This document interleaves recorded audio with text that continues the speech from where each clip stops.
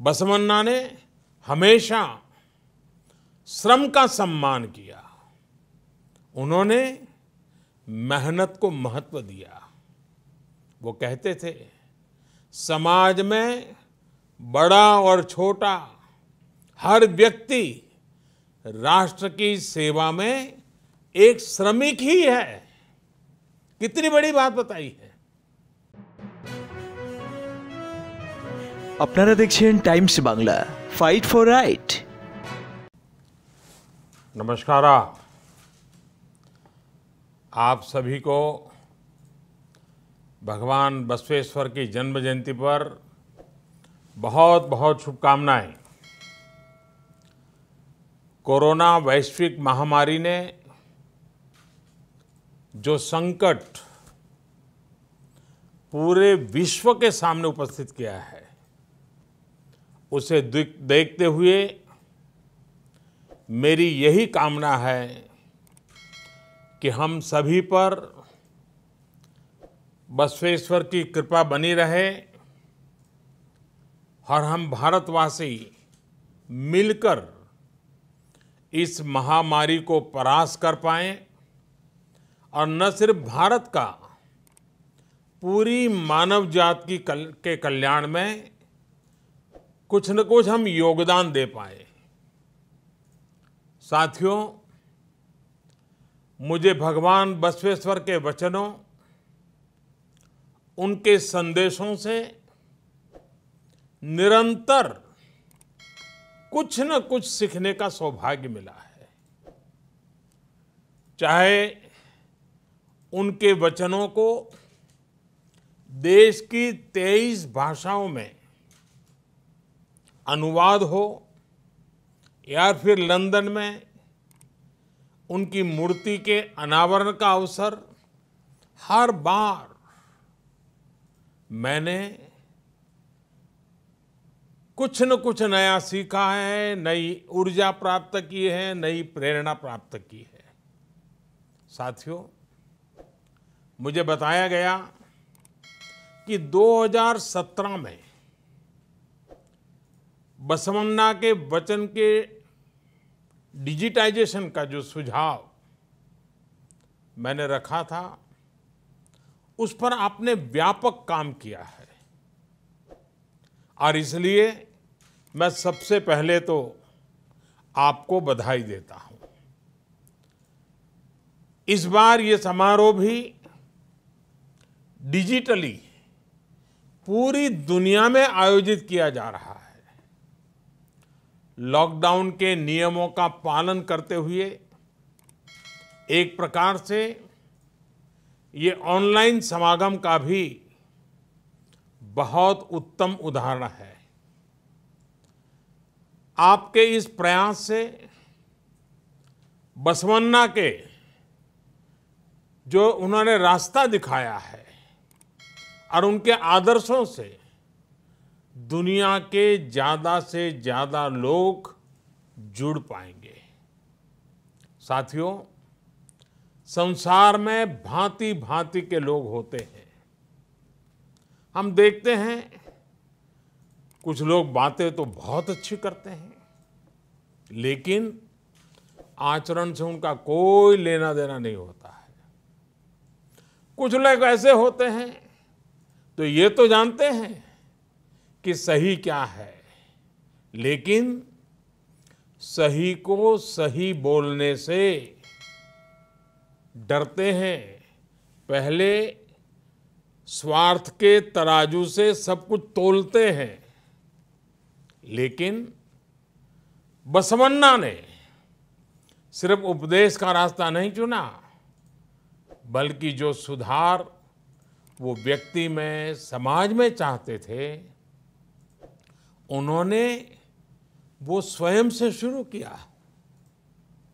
जब हम परिवर्तन को, रिफॉर्म को खुद जीने लग जाते हैं, खुद उदाहरण बनते हैं, तभी हमारे आसपास भी सार्थक परिवर्तन होते हैं।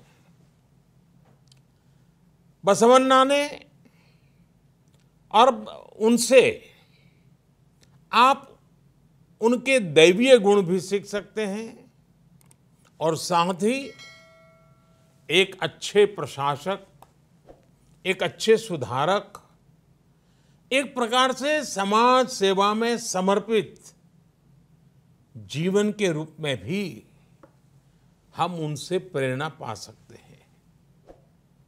भगवान बसवेश्वर की वाणी, उनके वचन, उनके उपदेश ज्ञान का ऐसा स्रोत है जो आध्यात्मिक भी है और धरातल पर जमीन से जुड़ा हुआ प्रैक्टिकल गाइड की तरह मार्ग भी दिखाते हैं। उनके उपदेश हमें भी एक बेहतर मानव बनने की शिक्षा देते हैं और हमारे समाज को भी और अधिक उदार, अधिक दयालु और अधिक मानवीय संवेदनाओं से भर देते हैं। और साथियों, भगवान बसवेश्वर जी, उन्होंने जो कहा वो ये भी बताता है कि वो कितने बड़े दूरदृष्टा थे।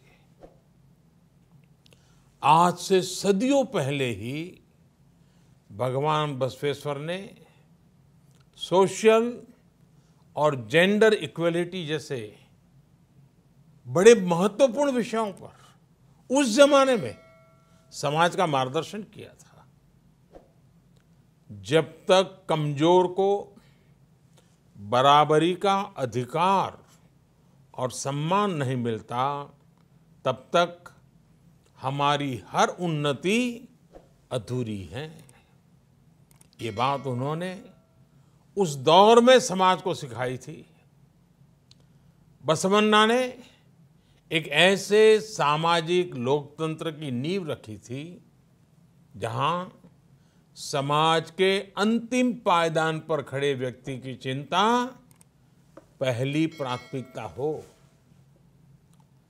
बसवन्ना ने मानव जीवन के हर पहलू को छुआ है, उसको बेहतर बनाने के लिए प्रैक्टिकल समाधान सुझाए हैं। बसवन्ना ने हमेशा श्रम का सम्मान किया। उन्होंने मेहनत को महत्व दिया। वो कहते थे, समाज में बड़ा और छोटा हर व्यक्ति राष्ट्र की सेवा में एक श्रमिक ही है। कितनी बड़ी बात बताई है।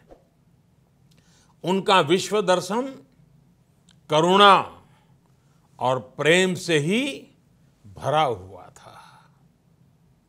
ऐसा लगता था जैसे मानो